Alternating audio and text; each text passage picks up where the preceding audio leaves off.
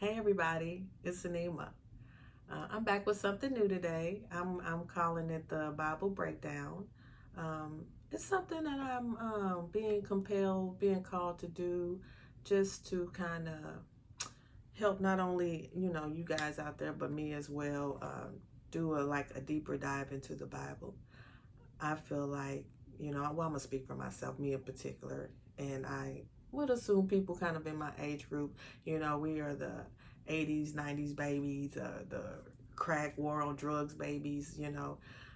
Not being able to be exposed to religion and the church on a level where we actually find knowledge. You know what I'm saying? I know I went to church a lot. I'm sure you guys did too, but I don't think that I was being taught the ways of God necessarily all the time. Sometimes more it felt like rules, customs. There was a lot of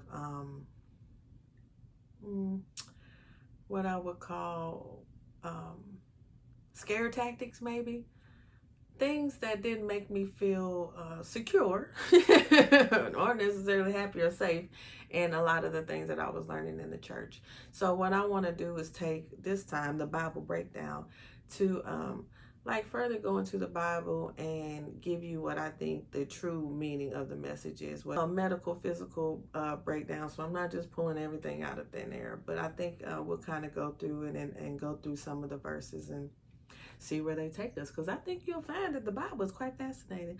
And after we get started in this good, maybe we might try some other books of theology.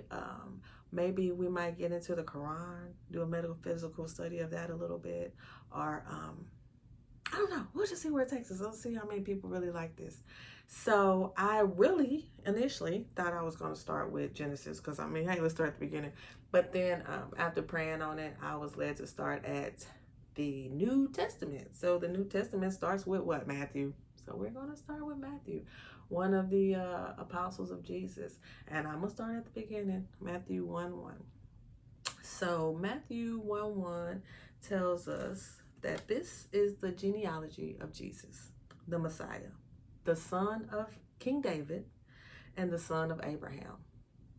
So when you do a metaphysical breakdown of the Bible, what you want to go through and you're going to take out is keywords of the Bible. We're going to define them. You use a metaphysical dictionary. There's one online that I like to use.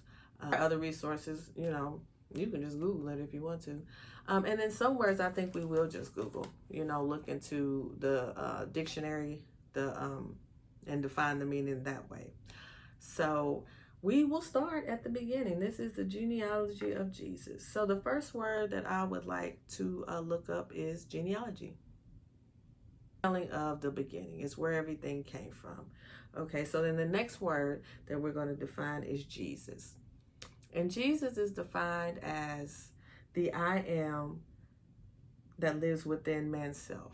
So it is the divine understanding within man.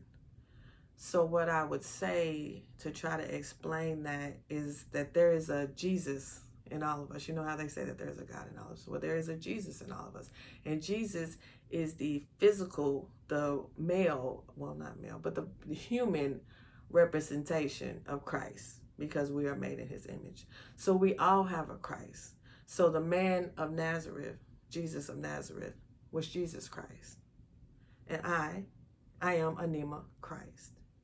And you are, whatever your name is, Sheila Christ, because we all have a Christ within us. And that is the whole part of this journey in life, is to elevate ourselves to our highest, most Christ-like self.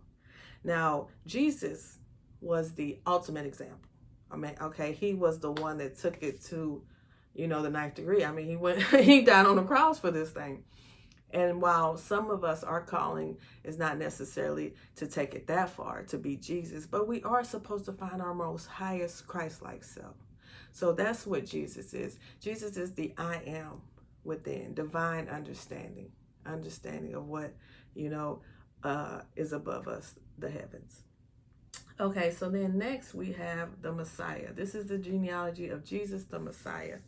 So Messiah for us is something that has been baptized, something that has been enlightened, something that has been, brought to the light. So Jesus, the Messiah, that's the man of Nazareth, Jesus. He's the Messiah because he was enlightened. He was in touch with his highest, most Christ-like self. Okay, so then we'll go on. We have David. Okay, David represents divine love. So that's heavenly love that comes from the Father. Okay, and king just means righteous. So this is righteous, which is the most right use, okay, of divine love from the Father. And then we have after that the son of Abraham. And Abraham for us represents the expression of faith. This is how faith shows up in life with us. So when you're doing a family tree, you're working backwards, okay? So we have Jesus, the son of King David, the son of Abraham. So son, for son, that is going to translate in a metaphysical as a thought, okay? Son represents thought because anything that is born has to first start in the mind. It has to first start as a thought. It has to start as a thought, and then it is born into something. So that is the son that you bore. So everything that you think is a son. It's like kids that you're putting out here, sending out into the world to go off and do whatever it is that you put on them, okay? So we'll start again. We have Abraham, okay, here up at the top, the ultimate expression of faith in man's ultimate expression, who has the son, the thought of king, the most righteous, David, the thought of the most righteous divine love. So faith will bring in the thought of heavenly love from the Father. Not love this way, okay? Because that kind of is shame sometimes. Talking about the ultimate love from the Father that never goes anywhere. And then King David has the son, the thought of Jesus the Messiah.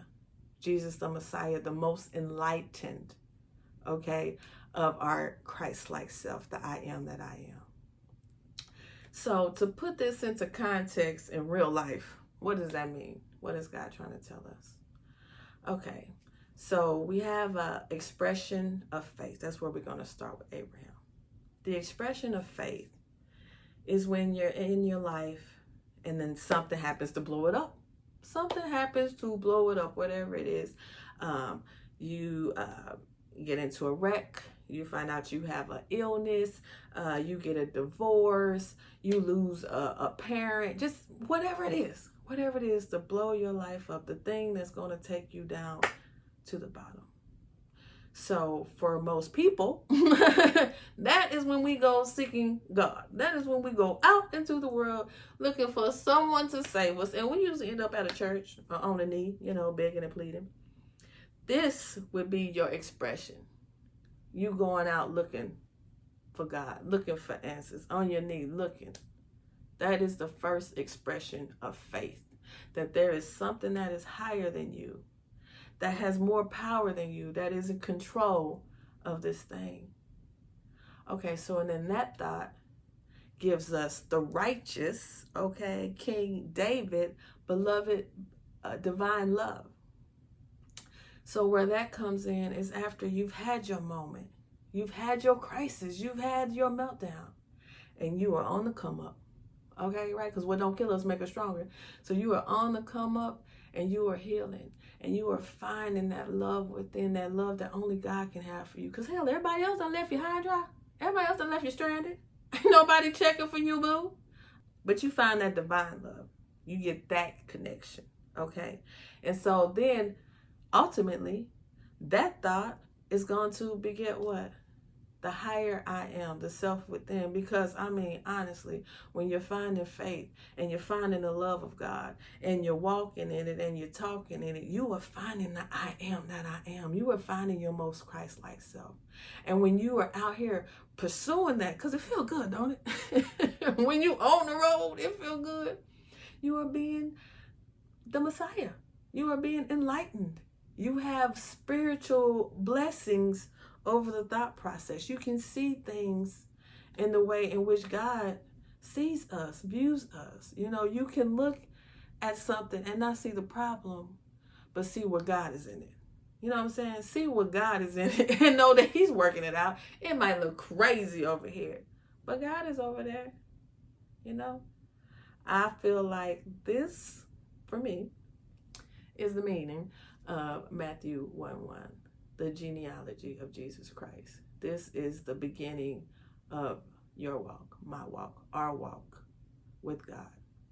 Some of us get it early. Some of us find it, you know, in our teens, you know, we know.